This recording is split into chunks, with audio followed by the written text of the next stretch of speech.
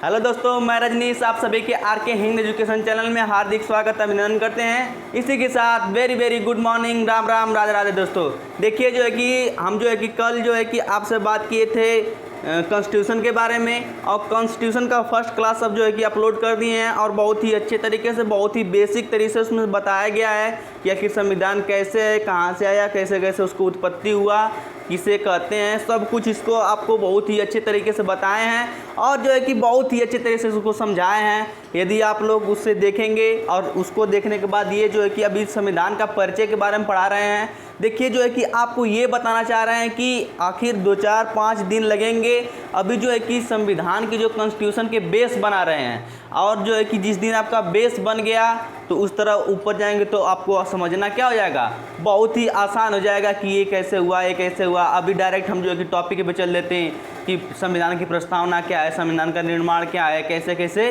तो आप लोग को समझ में आता है लेकिन उतना डीपली नहीं समझ में आता, इसलिए आप जो है कि आपको हम जो है कि पहले बेस जो है कि तैयार करने सोच रहे हैं, और तैयार उसको करने के बाद जो है कि 2-4 दिन इसको लगेंगे, और जो है फिर उसके बाद आपको बताएंगे कि कैसे जो है कि संविधान का निर्माण हुआ, उसकी प्रस्तावना क्या है, फिर उसके पहला चैप्टर, दूसरा चैप्टर, उसकी विशेषता क्या है, हर चीज़ आपको बहुत ही अच्छी तरीके से बताएंगे।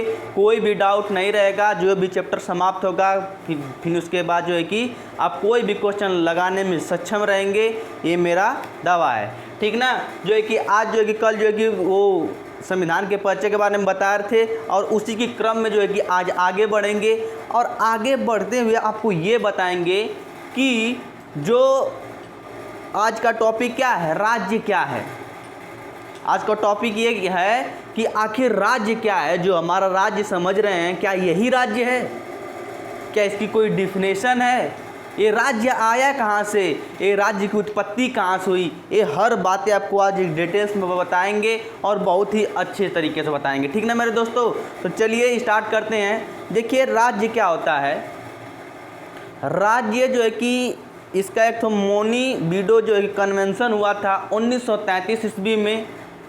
1900 देखिए ये लिख दिए हैं सब, उसमें अभी आपको समझाएंगे उसके बारे में, आप थोड़ा सा बता दे रहे हैं। 1933 ईस्वी में मोनी बीडो कन्वेंशन हुआ था। उसी के माध्यम से आधुनिक राज्य की संकल्पना क्या हुई, उत्पन्न हुई, ठीक ना मेरे दोस्तों।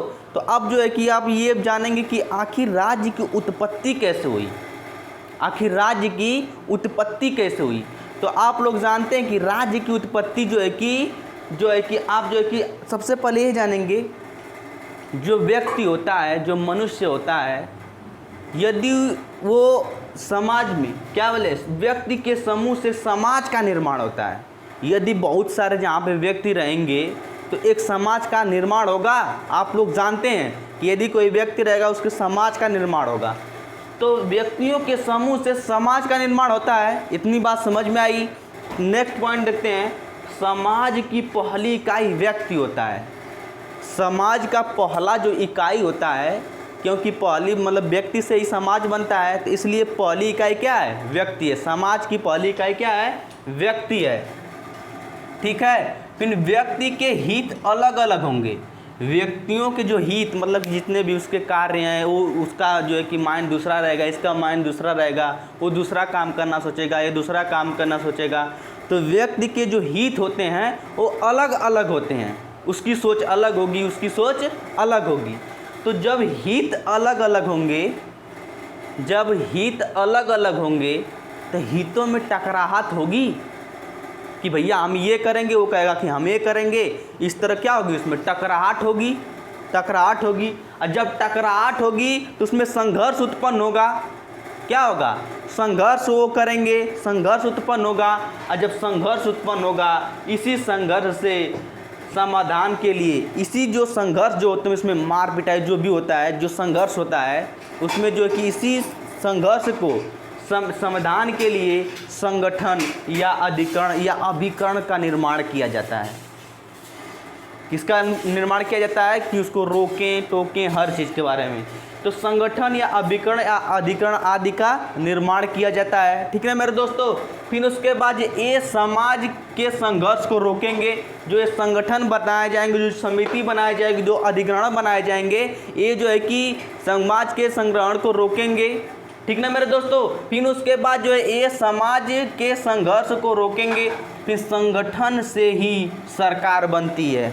यदि बहुत सारे संगठन होंगे, बहुत सारे हेतु होंगे, तो क्या होगा, संगठन से ही क्या होता है, सरकार का निर्माण होता है। ठीक ना। और जब संगठन से इसी सरकार से राज्य का निर्माण होता है। आप लोग समझ जाइए, जब संगठन बहुत सारे हो जाएंगे तो उसी से सरकार का निर्माण होता है। जब सरकार बन जाएंगी तो सरकार से क्या, किस चीज़ का निर्माण होता है, राज्य का निर्माण होता है। ये बात आप लोग जान लीजिए। ठीक है। अब जो है कि थोड़ा समझेंगे राज्य क्या है। राज्य क्या है, देखिए राज्य जो है आधुनिक संकल्पना है। राज्य क्या है, आधुनिक संकल्पना है। भैया थोड़ा वो पंखा बंद कर दीजिए। तो क्या कहते हैं, राज्य क्या है, इसी राज्य आपको क्या बताया है, राज्य जो है कि आधुनिक संकल्पना है। जो आधुनिक जो है कि अभी जो है कि जो आधुनिक भारत पढ़ते हैं ना, आधुनिक इतिहास, उसी में जो है कि राज्य का निर्माण हुआ। ठीक है मेरे दोस्तों। पहले जो है कि अब जो प्राचीन था, प्राचीन या मध्यकाल में राज्य नहीं थी। तो आप बताइए, क्या बताएंगे भैया, ये बताइए, यदि राज्य नहीं थे तो क्या थे। तो राज्य नहीं थे तो देखिए उस समय राज्य नहीं थे, उस समय राजतंत्र था। क्या था उस समय, उस समय राजतंत्र था। और इस समय लोकतंत्र है। जो इस समय हम लोग जी रहे हैं, इस समय जो वर्तमान में रह रहे हैं, ये लोकतंत्र है। और जो मध्यकाल आप लोग जानते हैं, जब जो है कि तुगलक वंश पढ़ते हैं, गुलाम वंश पढ़ते हैं, लोधी वंश पढ़ते हैं, बाबर आया था, हुमायूं आया था, मोहम्मद गौरी आया था, जो भी मध्यकाल में जो उस समय था, उस समय राजतंत्र था। देखते थे कि जो राजा होता था उसी के बारे में सब कुछ होता था। ठीक ना। तो अब जो है कि उस समय मध्यकाल में क्या था, राजतंत्र था, और इस समय क्या है, लोकतंत्र। अब कैसे राजतंत्र से लोकतंत्र में परिवर्तन हुआ, तो आपको पता है, यहाँ आप समझिए कि राजतंत्र, यहाँ तो दिखाई दे रहा होगा, तो राज्यतंत्र इसको मिटा दे रहे हैं। समझ जाइए, इसको क्या कर दे रहे हैं, हम मिटा दे रहे हैं। और अच्छी तरीके से समझेंगे इसको, क्या करेंगे, अच्छी तरीके से समझेंगे इसको। यहाँ आप समझिए राज्य क्या है। देखिए राजतंत्र से कैसे लोकतंत्र में परिवर्तन हुआ, लोकतंत्र में कैसे परिवर्तन हुआ। ठीक ना। देखिए राजतंत्र से लोकतंत्र में बहुत सारे संघर्ष करने पड़े। किसको, भारतीय नागरिकों को, भारतीय विद्वानों को। यहाँ पे जो यहाँ तक जाने के लिए बहुत सारे जो है कि क्या करने पड़े, जैसे क्रांति, बहुत सारे क्रांति हुई, बहुत सारी क्रांति हुई, जैसे 1857 की क्रांति। फिर उसके बाद जो है कि बहुत सारे संघर्ष किए, बहुत सारे युद्ध लड़े, बहुत सारे जो है कि अपने आप को आंदोलन किए। फिर उसके बाद जो है कि राजतंत्र से धीमे धीमे लोकतंत्र में हम लोग जो है कि 1947 से जो है कि हम जो है कि जी रहे हैं उसमें। ठीक ना, लोकतंत्र में जी रहे हैं। अब जो है कि अब ये तो संकल्पना है, अब जो लोग जान गए कि आधुनिक संकल्पना, इसको भी हम क्या कर दे रहे हैं, मिटा दे रहे हैं। और मध्यकाल में राज्य नहीं थे, ये भी जान गए आप लोग। अब जो है कि अब क्या होता है, अब मेरी बात सुनिए, आप समझिएगा कि जो राज्य होते हैं, राजतंत्र होते हैं, वो ईश्वरीय सिद्धांत पर कार्य करते थे। समझिएगा, जो राजतंत्र होते हैं वो ईश्वरीय सिद्धांत पर कार्य करते थे। ईश्वर मतलब भगवान पे वो बहुत ही ज़्यादा क्या करते थे, भरोसा करते थे। उस समय के लोग क्या करते थे, वो उस समय के लोग जो है कि ईश्वरीय सिद्धांत पर बहुत कार्य करते थे। ठीक ना। फिर उसके बाद राज्य, और उस समय जो कि जब राजतंत्र था, उस समय जो है कि राजा ही भगवान था। समझिएगा, उस समय जब राजतंत्र था, उस समय जो राजा बनता था वही भगवान उसको मानते थे लोग। उसी को क्या करते थे, भगवान मानते थे। जब उसको भगवान मानते थे, जब राजा को भगवान मानते थे, तो क्या आप भगवान पर प्रश्न उठा सकते हैं, बोलेंगे नहीं। तो उस समय भगवान मानते थे और राज्य पर प्रश्न नहीं उठाया जा सकता। जब राज्य पर प्रश्न नहीं उठाया जा सकता, प्रजा मानेगी, जो राजा कहेगा वही प्रजा मानेगी। प्रश्न नहीं उठाओगे तो जो राजा बोल देगा वही प्रजा मानेगी, ठीक ना। फिर उसके बाद जो है कि राजा का जो वचन है वही शासन हुआ करता था। जैसे बाहुबली 2 है, बाहुबली 1 देखे ना, वायुस्मति, वचन निशासन है, उसमें बोलते हैं ना, उस समय भी राजतंत्र में भी वचन निशासन था। जो बोल देगा राजा वही माना जाएगा और उससे ऊपर कुछ भी नहीं है। यदि नहीं मानोगे खलास। तो उस समय जो है कि राजा ईश्वरीय सिद्धांत पर कार्य करते थे, ठीक ना। तो अब जो है कि अब वो सब नहीं रहा। अब तो हम जो है कि बहुत सारे अधिकार हैं, हमको बहुत सारे अधिकार मिल गए हैं और जो है कि हम जो है कि अपनी ज़िंदगी जो है कि अच्छी तरीके से, बहुत तरीके से जी सकते हैं। अब जो है कि राजतंत्र की ऐसी कोई अवधारणा नहीं है, इसमें हम लोकतंत्र में हैं। अच्छे तरीके से हमको बहुत सारे फंडामेंटल राइट मिले हुए हैं और फंडामेंटल राइट के तहत हम जो है कि अब बहुत सारे कानून बना दिए गए हैं और उसी के माध्यम से हम लोग जी रहे हैं। उस समय कुछ भी अधिकार नहीं थे, सिर्फ और सिर्फ राजा ही था, ठीक ना। अब जो है कि इसको मिटाएंगे और आपको बताना चाहेंगे, ठीक ना मेरे दोस्तों। और बात करते हैं, ये तो हो गया ना। अब बात करते हैं हम लोग राज्य क्या है, ये भी समझ गए। अब जो है कि राज्य का उद्भव 1900, यहाँ पर देख लीजिएगा, राज्य का जो है कि उत्पत्ति जो है कि 1933 में मोनी बीडो कन्वेंशन हुआ था। मोनी बीडो कन्वेंशन हुआ था 1933 ईस्वी में। इसी में जो है कि राज्य का क्या हुआ, उत्पत्ति हुई। ये उसमें राज्य की बात हुई, फिर उसके बारे में धीमे धीमे राज्य की संकल्पना चलने लगी। अब ये बताइए भैया, आखिर राज्य है क्या? आखिर राज्य है क्या? अगर क्वेश्चन में 3-4 ऑप्शन दे देगा, पूछ देगा कि UP, option A, option B में देगा राष्ट्रपति, ऑप्शन बी में दे देगा फिर उसके बाद LIC, ऑप्शन डी में दे देगा कुआं। तो आप बताइए कि इसमें राज्य कौन है? ऑप्शन ई में दे देगा सभी। तो आप क्या कहेंगे? देखिए क्वेश्चन बहुत टफ पूछे जाते हैं इससे, सब लोग नहीं बताते हैं। तो आपको ये बताना चाहेंगे कि 4 ऑप्शन दे देगा उसी तरह, तो राज्य है क्या? तो आप एक छोटी सी परिभाषा बता दे रहे हैं कि आखिर राज्य है क्या। राज्य जो है ना, जिसमें भी सरकार का 50% से ज़्यादा हिस्सेदारी है या उससे कम या उससे ज़्यादा हिस्सेदारी है, जिसमें सरकार का पैसा लगा हुआ है, वो सभी राज्य हैं। इतना बात आप लोग कान खोल के सुन लीजिए। विश्वविद्यालय पर पूछ देगा कि राज्य है कि नहीं है, तो उसमें सरकार का पैसा है, वो तो पूरा तरीके से है, तो विश्वविद्यालय एक राज्य है। अभी बोल देगा LIC क्या है, LIC में सरकार का पैसा लगा है, वो भी राज्य है। रेलवे क्या है, वो भी राज्य है। बैंक क्या है, वो भी राज्य है। हर तरीके से आपको बताएंगे जिसमें भी सरकार का पैसा लगा हुआ है वो सभी राज्य हैं। जितने भी संगठन CBI CID WID सब कुछ हो जाते हैं, जो ISPS होते हैं, जो अधिकारी उसमें चुने जाते हैं, जो संस्थाएं होती हैं, क्या होती हैं, जो संस्थाएं होती हैं, वो सभी राज्य हैं। इतने बात आप लोग ध्यान में रखिएगा। जिसमें सरकार का पैसा नहीं लगा हुआ होता है वो राज्य नहीं है। इतना बात। यूपी भी राज्य है। अब आपको एक दिन और बताएंगे कि राज्य को ही जो है कि MP भी राज्य है, हमारा भारत भी राज्य है। MP नहीं, हमारा भारत भी राज्य है, ऑस्ट्रेलिया राज्य है, अमेरिका राज्य है। इसका जो है कि थोड़ा सा कंसेप्ट अलग है, उसके बारे में आपको बताएंगे। लेकिन आप यहाँ तक जान लीजिए कि राज्य सब कुछ है जो बताएं हम, ठीक ना। फिर उसके बाद आप लोग समझेंगे। अब इसको जो है कि मिटा दे रहे हैं। अब राज्य के कुछ निर्धारित तत्व होते हैं। राज्य के आखिर राज्य को कैसे हम डिफाइन करें उसके बारे में आपको बताते हैं। देखिए राज्य के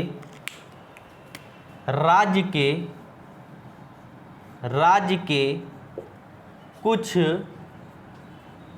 निर्धारित, कुछ मतलब मत लिखिए, डायरेक्ट लिखिए, 4 निर्धारित तत्व होते हैं।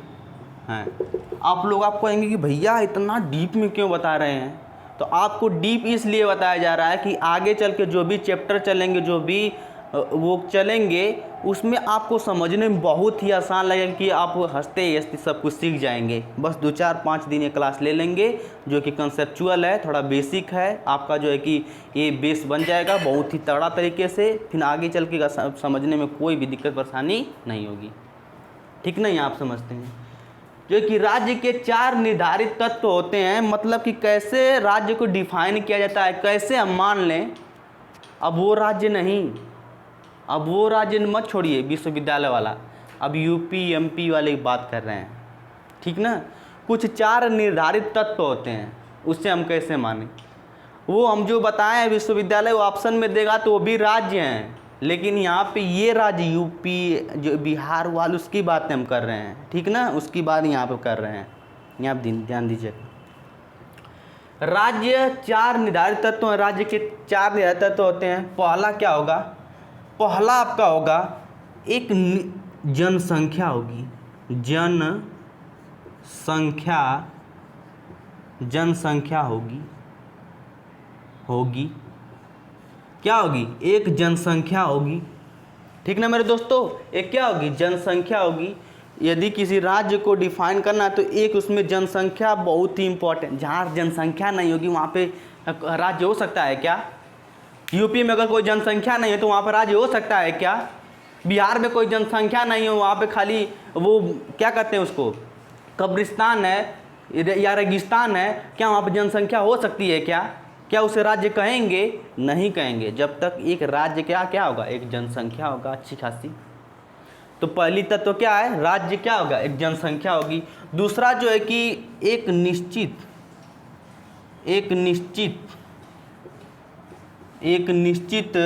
क्षेत्रफल होगा। समझे? मतलब इसको समझिए, एक निश्चित क्षेत्रफल का मतलब ये होता है कि यूपी का एक जो है कि बॉर्डर बना दिया गया है, एक मैप बना दिया गया है कि इतना ही दूर में क्या है? राज्य हैं, इतना ही दूर का इसका क्या है? समय सीमा है। तो वही बोल रहा है कि उसका क्षेत्रफल जो है कि जहाँ तक है वो क्या है? एक क्षेत्रफल होगा, उसका एक क्षेत्रफल होगा, उसे ही राज्य कहेंगे। एक क्या होगा? जनसंख्या होगी, दूसरा क्या होगा? क्षेत्रफल होगा। तीसरा जो है कि एक चुनी हुई सरकार होगी। एक चुनी हुई एक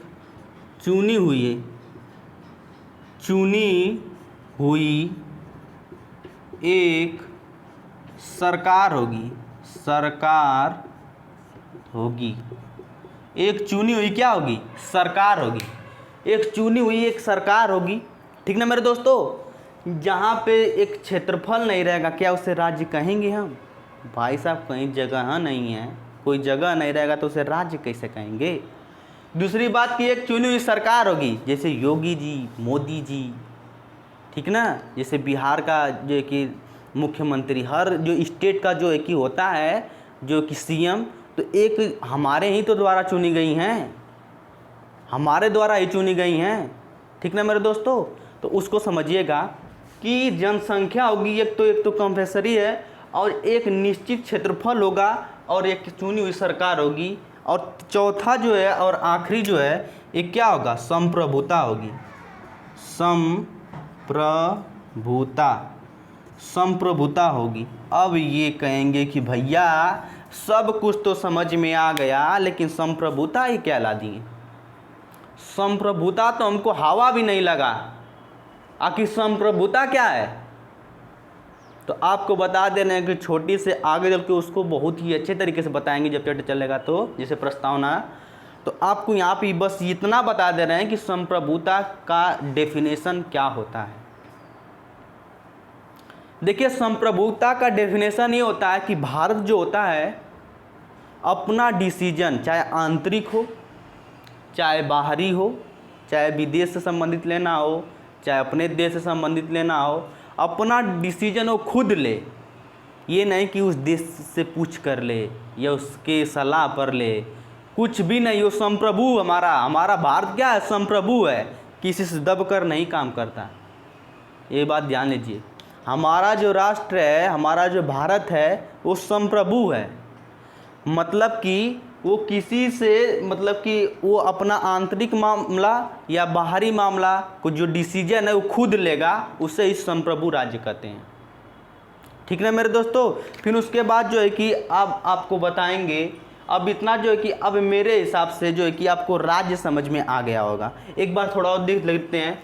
राज्य के 4 निर्धारित तत्व होते हैं। पहली एक तो जनसंख्या होगी, और दूसरा क्या होगा, उसका एक निश्चित क्षेत्रफल होगा, तीसरा होगा चुनी हुई एक सरकार होगी, ठीक ना, और चौथा संप्रभु राज्य होगा, ठीक ना। इसको जो है कि जो संप्रभु राज्य को बहुत ही अच्छे तरीके से डिफाइन करेंगे जब आपको पढ़ाएंगे तो, ठीक ना मेरे दोस्तों। ठीक है, हाँ अब सही है, ठीक है। और जो है कि फिर इसके बाद हम लोग बात करते हैं किसकी, राष्ट्र के बारे में। किसके बारे में, राष्ट्र के बारे में। इसको हम क्या कर दे रहे हैं, मिटा दे रहे हैं।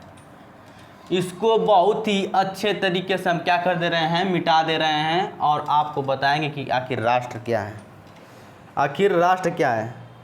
राष्ट्र जो है ना, आखिर राष्ट्र यानी नेशन, बताइए कि हमको राष्ट्र क्या है। राष्ट्र यानी नेशन। राज्य को तो आप बहुत ही अच्छे तरीके से समझ गए, लेकिन राष्ट्र क्या होता है उसके बारे में आपको बताते हैं। जो राज्य होता है वो लोग, आप लोगों ने देखा कि राज्य जो है कि वो आधुनिक संकल्पना है। जो आधुनिक भारत है उसकी संकल्पना हमारा क्या है, राज्य है।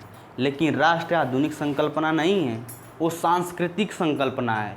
जो क्या है, बहुत जो प्राचीन भारत मतलब प्राचीन इतिहास से चलती हुई आ रही है। राष्ट्र की भावना ये सांस्कृतिक संकल्पना है, और जो राज्य होता है वो आधुनिक संकल्पना है। इससे राष्ट्र के अंदर लोग कैसे जुड़ते हैं पता है, उसमें जो है कि क्या रहेगा, पहली बात तो आपको वो रहेगा संस्कृति हो गया। फिर उसके बाद संस्कृति के आधार पर संस्कृति के आधार पर फिर उसके बाद परंपरा के आधार पर फिर उसके बाद जो है कि संस्कृति हो गया, परंपरा हो गया, फिर उसके बाद भाषा के आधार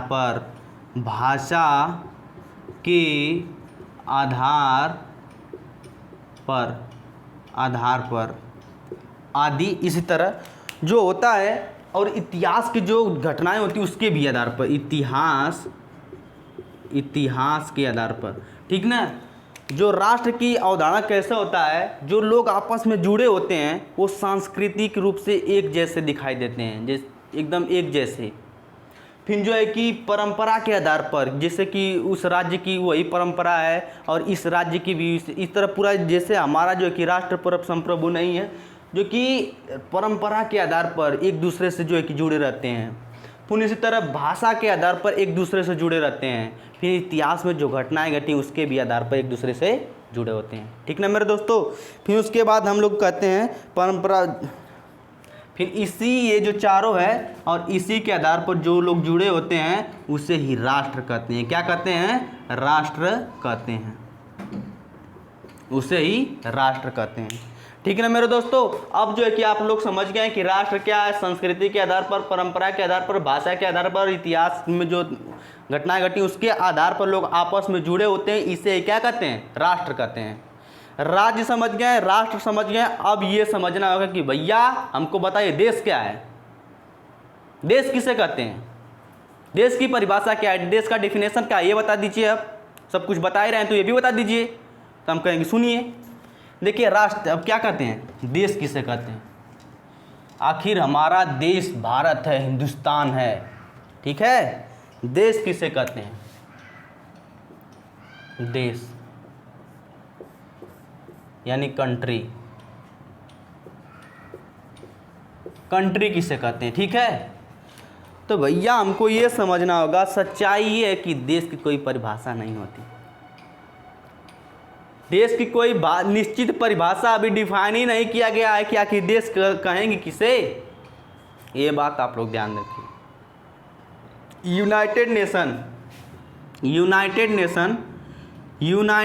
उस समय जो यूनाइटेड नेशन के जो कि 190 जो देश थे, उस समय जो देश राज्य जुड़े हुए थे उन्हीं को ही देश मान लिया गया था।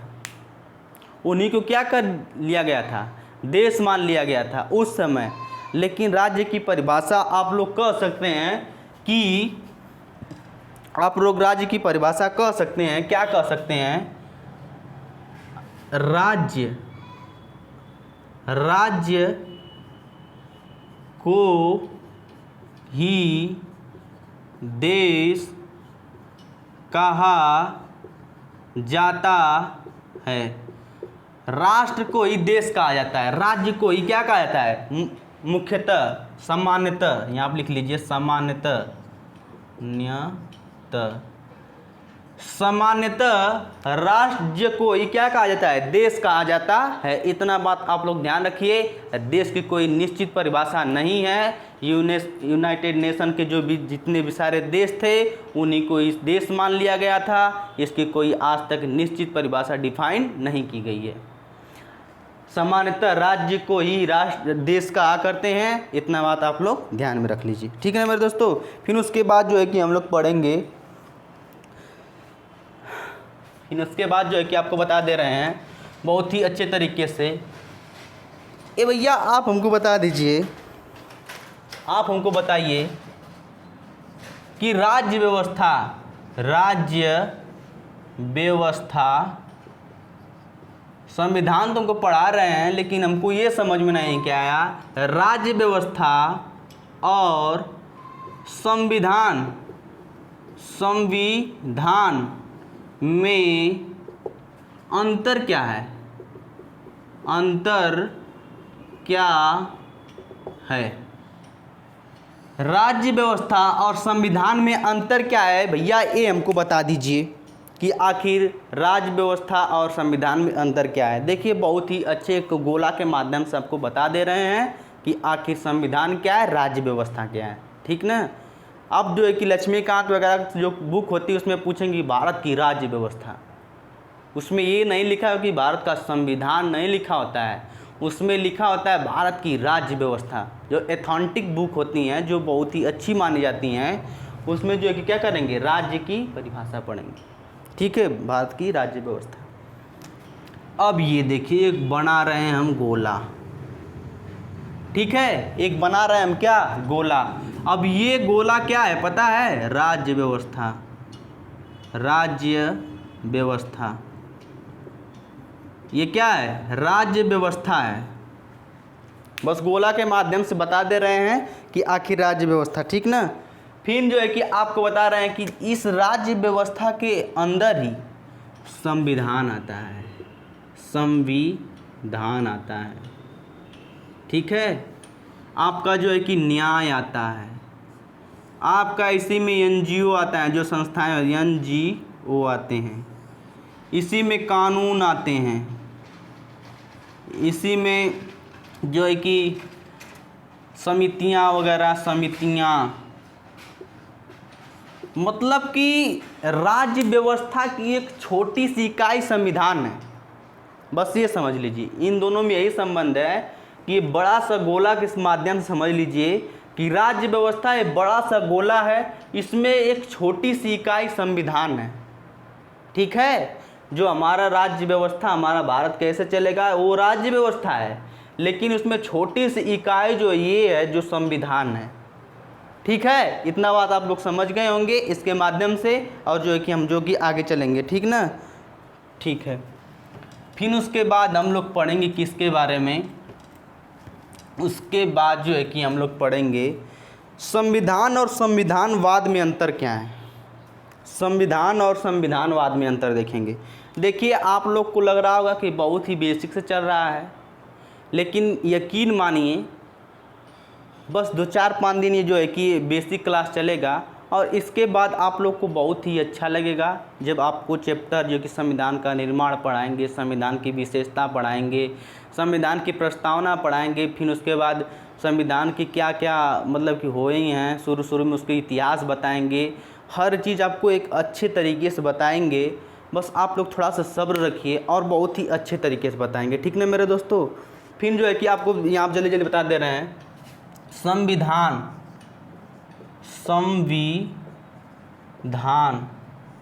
और संविधानवाद वाद में अंतर क्या है।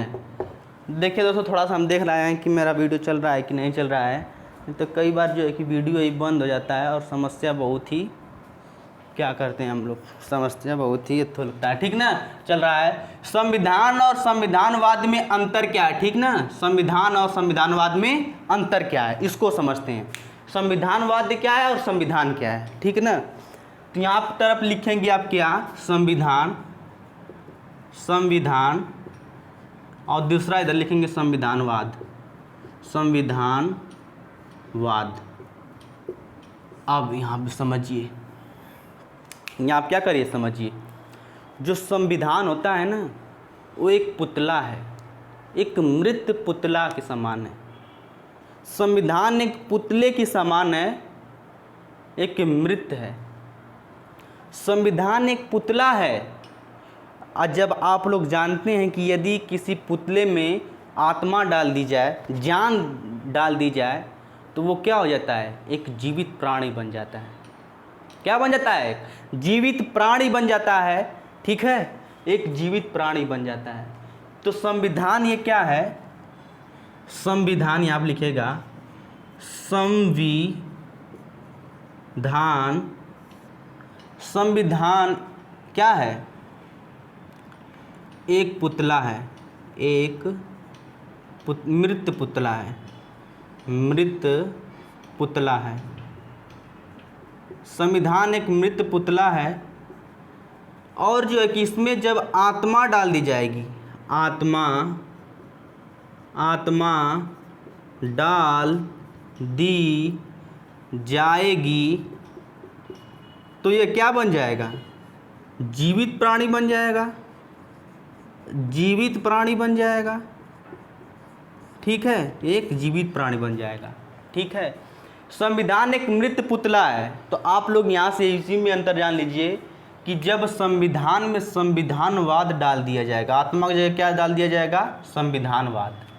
जब संविधान में संविधानवाद डाल दिया जाएगा तो जीवित हो जाएगा, और इसे क्या कहते हैं, संविधान कहते हैं। और संविधान, यदि जिस संविधान में अगर संविधानवाद नहीं रहेगा तो एक वो मृत पुतले के समान है, समझे। देखिएगा, जिस संविधान में, कोई भी देश का संविधान में, अभी बताएंगे उसका एग्जाम्पल, कोई भी देश के संविधान में अगर संविधानवाद नहीं रहेगा तो एक वह मृत पुतले के समान हो जाएगा, और संविधान में संविधानवाद रहेगा तो वो क्या हो जाएगा, जीवित प्राणी बन जाएगा, ठीक है। इतना बात आप लोग ध्यान में रखेंगे। फिर जो है कि ये कहाँ गया, फिर आपको बता दे रहे हैं आखिर क्या होता है, ठीक है। वो कहाँ गया मार्कर, चलिए थोड़ा सा देखते हैं। और आप देखिए, इसको समझते हैं यहाँ पे, इसको फिर थोड़ा अच्छे से समझते हैं, ठीक है। इसको क्या कर रहे हैं, अच्छे से समझते हैं। देखिए, आप लोग जानते हैं कि हिटलर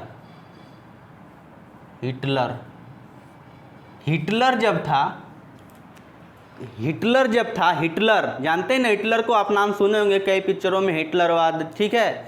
तो जब हिटलर था बहुत समय पहले, तो उस समय अधिनायकवाद था। क्या था उस समय, इससे ही मुसोलिना भी कहा जाता है, ठीक ना, इसे मुसोलिना कहा जाता है। और जो है कि इसको, जब ये था, हिटलर था, तो इसमें संविधानवाद था। क्या था, क्या कहते हैं उसको, हिटलर था तो अधिनायकवाद था, अधिनायकवाद था, ठीक है। जब हिटलर था उस समय अधिनायकवाद था, तो उस समय हिटलर शाही चला करती थी। उस समय क्या कर जाती थी, उस समय हिटलर शाही चला करती थी। और जब हिटलर शाही चला करती थी तो उसमें कि जो भी उस समय जो भी कानून थे, जो भी शासन थे, वो सरकार पे लागू नहीं होते थे। देखिए बहुत ही अच्छे समझिएगा, जब हिटलर था तो उस समय अधिनायकवाद था। जब अधिनायकवाद था तो उस समय हिटलर शाही चलती थी। जब हिटलर शाही चलती थी तो उसमें जो कानून होते थे, जो शासन होते थे, वो जो है कि सरकार पे, जो इस समय सरकार पे जो हमारा जो कानून है, इस समय जो संविधान है, वो सरकार भी लागू होता है और नागरिक पर भी लागू होता है। लेकिन उस समय जो यह था कि जो भी शासन थे, जो भी उस समय के संविधान थे, जो भी कानून बनाए गए थे, उस समय सरकार पे वह लागू नहीं होते थे। सिर्फ और सिर्फ किस पे लागू होते थे? सिर्फ और सिर्फ प्रजा पर, यानी नागरिकों पे लागू होते थे, जो भी कानून बनाए जाते थे। ठीक ना? इसके बाद से आप लोग समझ लीजिएगा। तो यहाँ आप देखिए, अब इतना समझ गए। फिर जो है कि जो उस समय जो हिटलर शाही थी, तो आप लोग ये जान लीजिए कि जहाँ पर संविधान, जहाँ पर, यहाँ पर लिख ही लेते हैं हम लोग, बस समझाएंगे क्या, जहाँ पर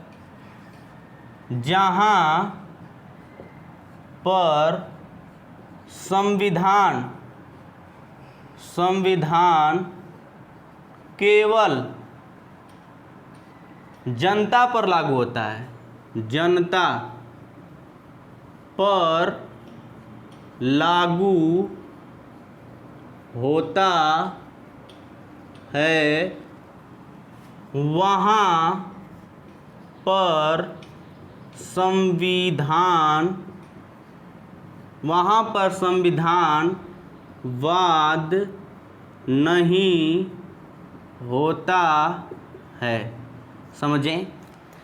जहाँ पर क्या बोले हम, जहाँ पर संविधान केवल जनता पर लागू होता है, वहाँ के शासन पर, वहाँ के सरकार पर, वहाँ पर अगर वो लागू नहीं होता है तो वहाँ पे संविधानवाद नहीं होता है। ठीक ना? वहाँ पे संविधानवाद नहीं होता है। और यहाँ पे लिखिए दूसरा पॉइंट, जहाँ पर संविधान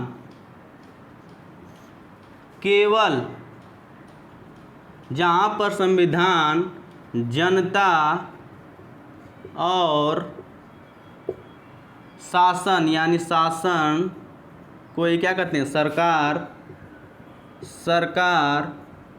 दोनों पर लागू होता है, वहाँ पर संविधानवाद होता है। ठीक है ना मेरे दोस्तों? यहाँ आप समझिएगा, जहाँ पे जो है कि संविधान जो है कि केवल और केवल जनता पर, केवल और केवल जनता पर लागू होगा, वहाँ पे संविधानवाद नहीं होगा। और जहाँ पे जो है कि संविधान जनता पर प्लस इस समय आधुनिक भारत में हम लोग जी रहे हैं, उस समय जनता और शासन पर, ये मेरा जो संविधान है, हम लोग का जो संविधान है, वो दोनों पर लागू होता है। तो इस समय हम लोग के पास क्या है, संविधानवाद भी है। हमारे देश में क्या है, संविधान तो है ही। हमारे देश में, भारत में संविधान भी है प्लस संविधानवाद भी है, संविधानवाद भी है। देखिए दोस्तों, मेरा जो है कि मोबाइल जो है कि भर गया होगा, जो खाली नहीं है, मात्र 5 GB बचा है। और जो है कि आपको बताते हैं, ठीक है, जहाँ पर संविधान जनता और उस पर ये समझ गए लागू होता है, वहाँ पर संविधानवाद। हमारे जो देश में क्या, हमारा जो भारत है, क्या है, भारत है, यहाँ पे संविधान भी है और संविधानवाद भी है। बोलो कैसे? क्योंकि हमारा जो संविधान है हमारे पर भी लागू होता है, नागरिकों पर भी लागू होता है, और वही संविधान शासन यानी सरकार पर भी लागू होता है। तो इसका मतलब क्या हुआ, वो संविधान जो है कि दोनों पर लागू होता है, तो वहाँ पे संविधानवाद है।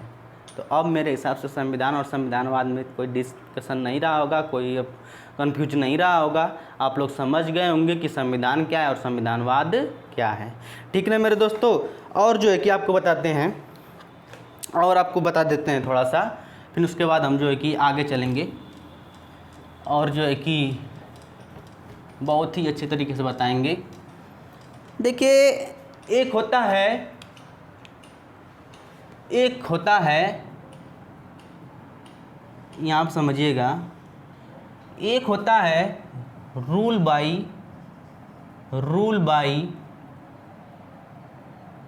Rule of law. क्या होता है? Rule of law. एक होता है रूल ऑफ लॉ, ठीक है। एक क्या होता है? रूल ऑफ लॉ, यानी विधि का शासन। विधि का शासन एक क्या होता है? विधि का शासन होता है, ठीक है मेरे दोस्तों।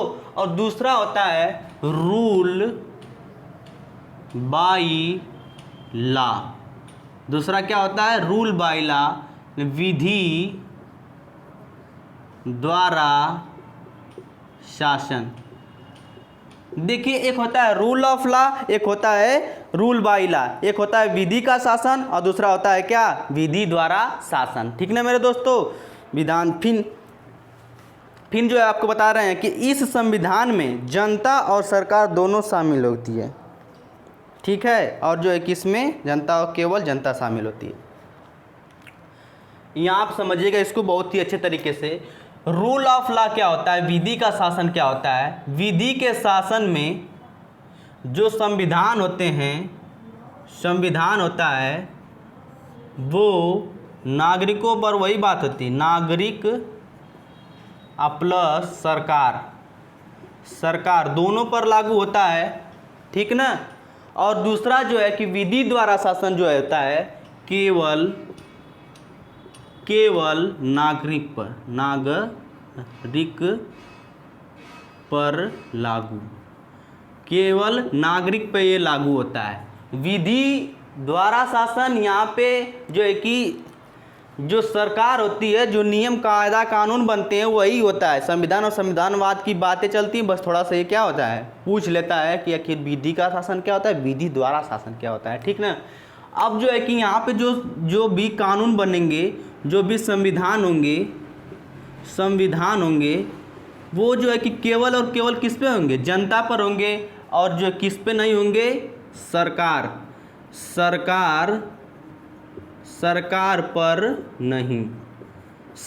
पर नहीं होगा, केवल जनता पर होगा। और यहाँ पे वो संविधान क्या होगा? दोनों पर लागू होगा। अब ये समझ गए होंगे संविधान क्या होता है, संविधानवाद क्या होता है, ठीक ना मेरे दोस्तों। अब जो है कि एग्जाम्पल बता दे रहे हैं कि 1900 जो है कि यही भी 6 महीना पहले, 1 साल पहले क्या हुआ था पता है? चिनपिंग, क्या था पाकिस्तान का, क्या नाम था उसका? राष्ट्रपति, हाँ, उसके चीन के राष्ट्रपति जो थे, चीन के जो राष्ट्रपति थे, चिनपिंग ऐसा ही कुछ नाम था, याद नहीं आ रहा है, चिनपिंग था शायद, चिनपिंग था, चंपिंग। तो चीन के जो राष्ट्रपति थे, चीन के राष्ट्रपति ने 1 साल पहले लगभग क्या किया था? कहा था आज से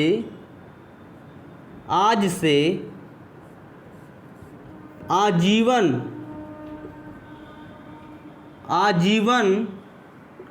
काल तक मैं ही क्या रहूँगा? राष्ट्रपति रहूँगा। वो चीन के जो राष्ट्रपति थे चंपिंग, क्या था नाम था? चंपिंग जो जी थे, इन्होंने कह दिया कि भैया हम जो है कि एक घोषणा की थी कि हम जो है कि आज से आजीवन काल तक ही हम ही राष्ट्रपति रहेंगे। तो आप बता दीजिए यहाँ पे संविधानवाद है कि नहीं है? तो आप बता दीजिए यहाँ पे संविधानवाद है कि नहीं है? तो आप कहेंगे कि नहीं भैया, यहाँ पे संविधानवाद नहीं है, क्योंकि वहाँ पे सरकार पे वो संविधान लागू ही नहीं हो रहा है। लेकिन अपने आप को ये कहता है कौन? चीन कहता है कि मेरे पास संविधानवाद भी है। लेकिन वो आप भी जानते हैं और हम भी जानते हैं कि चीन के पास केवल और केवल संविधान है, केवल और केवल क्या थे? संविधान है, संविधानवाद नहीं है, ठीक ना मेरे दोस्तों। और दूसरा जो होता है आपको पता है, दूसरा होता है भारत।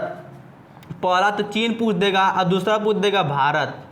तो भारत में बताए हैं अभी संविधान, संविधान प्लस संविधान, संविधानवाद भी हैं, ठीक है।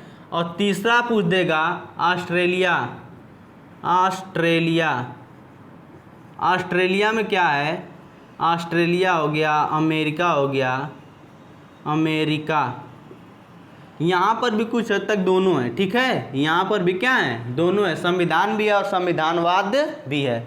और चौथा एक और डाल लीजिए एग्जाम्पल, चौथा एग्जाम्पल एशिया का नाम आप लोग सुने होंगे, किसका, एशिया का नाम सुने होंगे या आप ब्रिटेन का नाम सुने होंगे।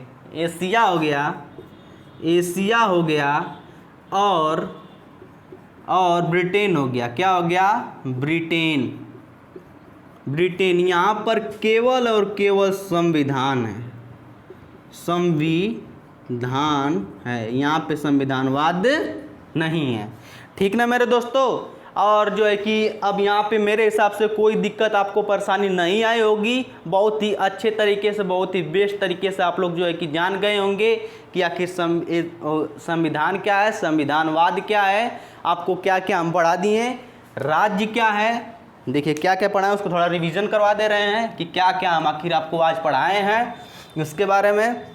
पहला तो आपको पढ़ाए हैं राज्य क्या है, राज्य की उत्पत्ति हुई कैसे हुई, राज्य क्या है, ये सब के बारे में आपको बताया, राज्य के क्या हैं, क्या तत्व होते हैं।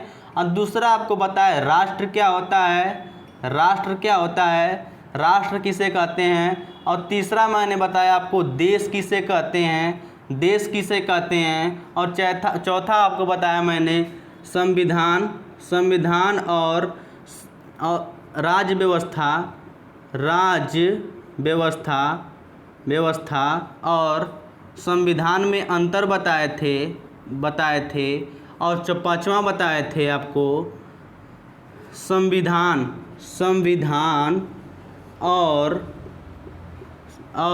संविधानवाद में अंतर भी बताए थे। और पांचवा आपको बताए थे कि रूल ऑफ लॉ और रूल बाई लॉ क्या होते हैं, और किस देश में कौन से संविधानवाद हैं, कौन कौन से संविधानवाद नहीं हैं। रूल बाई लॉ में क्या होता है, विधि का शासन जो कि हमारे देश में है। विधि का शासन कहाँ पे है, भारत में है, भारत में है। अब विधि द्वारा शासन कहाँ पर है, चीन में है, चीन में है, फिर उसके बाद एशिया में है, फिर उसके बाद कहाँ पर है, उसके बाद ब्रिटेन में है, ब्रिटेन आदि में है। जहाँ पे रूल बाई लॉ होगा वहाँ पे केवल और केवल जनता पर लागू होगा, जहाँ पे विधि द्वारा शासन होगा वहाँ पे दोनों पर लागू होगा। अब मेरे हिसाब से कोई दिक्कत परेशानी आपको नहीं आई होगी, ठीक ना मेरे दोस्तों। फिर आपको जो है कि थोड़ा सा और बताएंगे, वो कल भी आपको बताए थे और आज भी थोड़ा सा हम आपको बता दे रहे हैं। और इसी के साथ अब जो है कि जाएंगे हम लाइब्रेरी वगैरह में। और जो है कि देखिए यहाँ पे मान लीजिए क्या है, संविधान है, क्या है, संविधान। और मान लीजिए यहाँ पे क्या है, ये कानून है, कानून या कोई समिति वगैरह कुछ भी बनाया गया है, ठीक है। ये क्या है, कानून है, और ये क्या है, संविधान है। अब मान लीजिए कि इससे ये टकराएगा, मान लीजिए यहाँ तक क्या है, यहाँ तक पूरा क्या है, ये सब पूरा क्या है, संविधान है। अब भाई साहब कोई मान लीजिए सरकार आई, कोई नई सरकार चाहे कोई भी आया, सांसद वगैरह, आपने कोई कानून बनाया, कोई लॉ बनाया, और लॉ ऐसे बनाया कि भाई साहब ये जो लॉ है ना इसके ऊपर चढ़ जा रहा है, इसके ऊपर चढ़ जा रहा है। चढ़ने का मतलब ये है कि जो बातें इसमें लिखी गई हैं, संविधान में जो बातें लिखी गई हैं उसका ये क्या कर रहा है, विरोध कर रहा है। थोड़ा देख लेते हैं। और जो है कि और इसी के साथ हम जो है कि अब चलेंगे आगे, और जो 2 GB और बचा है। यहाँ आप देखिए संविधान है, संविधान और कानून। तो कानून ऐसे बनाए गए हैं सरकार के द्वारा कि जो कानून बनाए गए हैं वो जो है कि संविधान में जो बातें लिखी गई हैं उसका विरोध कर रहा है, उसके ऊपर चढ़ रहा है, इसको दबा रहा है। किसको? संविधान को। ऐसे कानून बनाए गए, ऐसी धाराएं बना दी गई हैं कि ये जो संविधान के जो कानून या अनुच्छेद हैं इसको तोप रहे हैं। मान लीजिए इसको इतना क्या कर रहे हैं? तोप रहे हैं कि इतना अब संविधान नहीं रहेगा, इतना संविधान नहीं रहेगा। तो ये क्या करेगा? तो यहीं पे जो जिस देश में भी संविधान होगा वहाँ पे सर्वोच्च विधि होगी। आपको कल ही बता दिए थे, उससे ऊपर कुछ भी नहीं हो सकता। जो उससे टकराएगा वो चूर चूर हो जाएगा, ये भी आपको बताए थे। यही बताना चाहेंगे कि जो कानून यही टकराएगा, जितना हद तक संविधान से टकराएगा उतना उसको काट दिया जाएगा, या उस धारा को या उसको क्या कर दिया जाएगा? रद्द कर दिया जाएगा, उसको उखाड़ कर फेंक दिया जाएगा। बचेगा सिर्फ क्या? इतना ही बच जाएगा, इतना ही बच जाएगा। कौन? इतना ही कानून बच जाएगा, और इतना हिस्सा जो है कि कानून का कट जाएगा, लेकिन ये जो है कि अपना कारवां बनाता रहेगा। ये संविधान अपना कारवां बनाता रहेगा, इसको उखाड़ कर फेंक देगा, कहे कि मेरे से ऊपर कुछ भी नहीं है, जो भी है मैं हूँ। ठीक ना?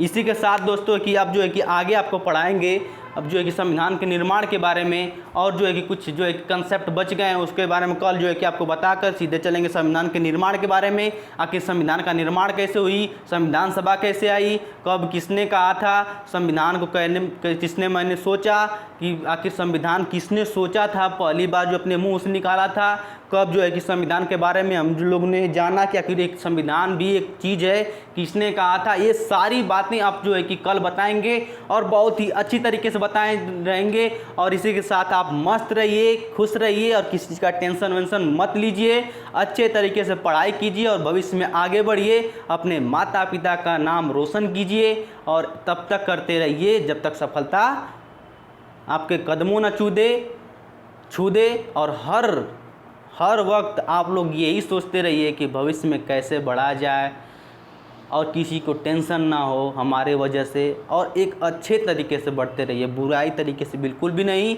इसी के साथ दोस्तों जो है कि हम चाहेंगे विदा, और मिलेंगे इसी उत्साह और इसी उमंग के साथ कल, और आपको एक अच्छे ढंग से अच्छे तरीके से बताया जाएगा आपको संविधान के बारे में। और जो है कि अब इसके बाद जो है कि क्लास पढ़ाएंगे आप लोग मैथ के बारे में, और जो कि अभी जो है क्लास चली रहेंगी और बहुत ही अच्छे तरीके से बताएंगे कि आखिर संविधान क्या है, मैथमेटिक्स के जो नंबर सिस्टम चल रहा है उसके बारे में बताएंगे अभी अच्छे तरीके से। वो तीसरा क्लास है, और इस उमंग और अच्छी तरीके से जज्बे के साथ पढ़ते रहिए, टेंशन वगैरह कुछ भी नहीं होता, अच्छी तरीके से बढ़िया से पढ़ते रहिए। इसी के चाहेंगे विदा। जय हिंद, जय भारत दोस्तों, जय हिंद।